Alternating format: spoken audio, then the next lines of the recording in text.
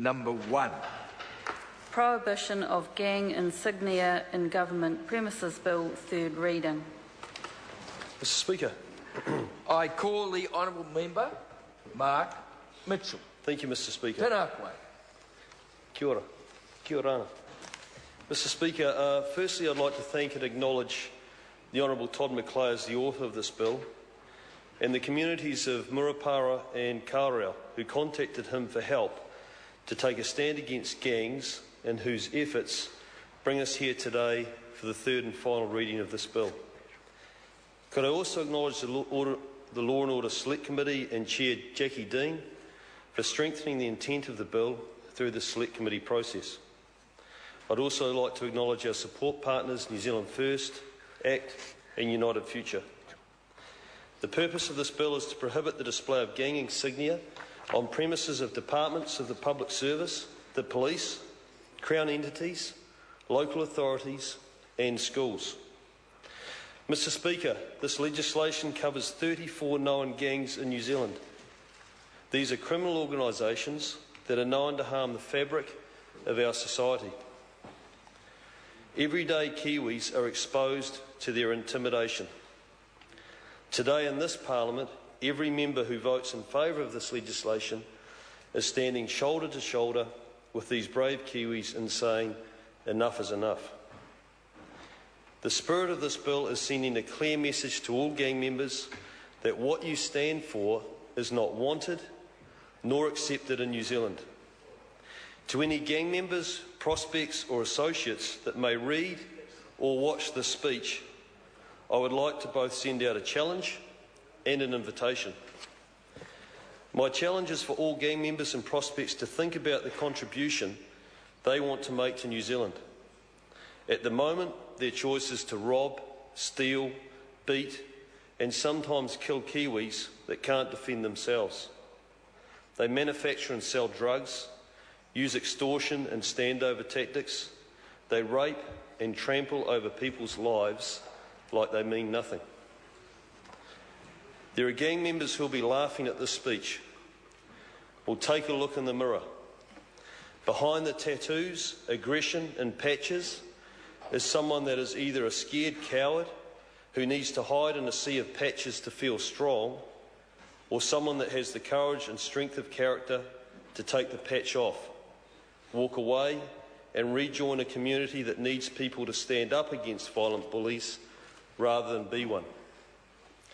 To the gang members who have been born and raised in the gang culture, break the cycle and want more for the next generation.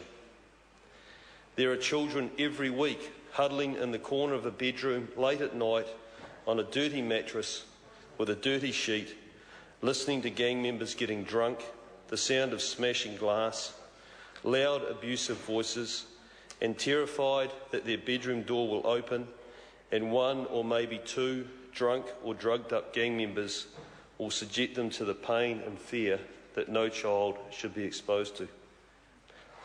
Have the intestinal fortitude to protect your children and remove them from the risk of sexual assault and violence that are part of gang culture. Fight to give your children a better start in life.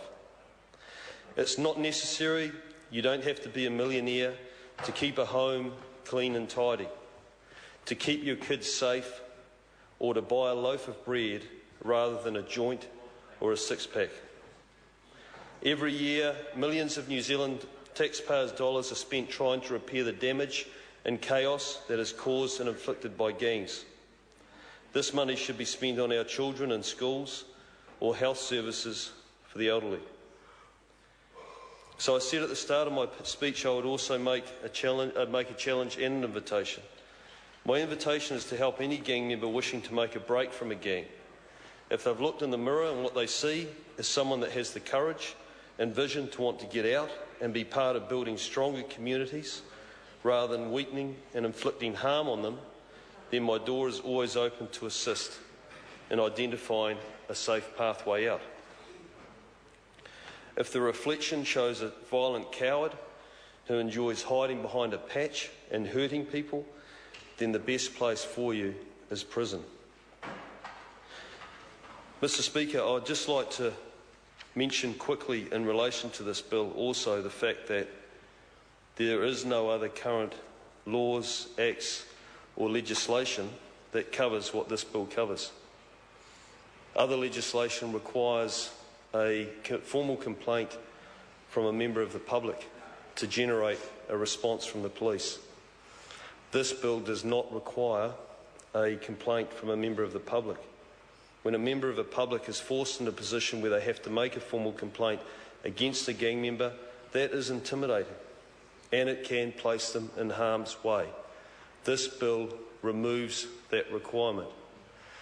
This bill also removes the requirement that you will not find anywhere else in current legislation for any act, whether it be a threat of assault, whether it be an assault, or whether it be disorderly behaviour. The offence under this legislation is created the minute the gang member puts on a gang patch and walks into a government building or a school. So it removes all of the tension and the potential conflict and intimidation between gang members and members of the public. It allows the police to act on their own under this Act.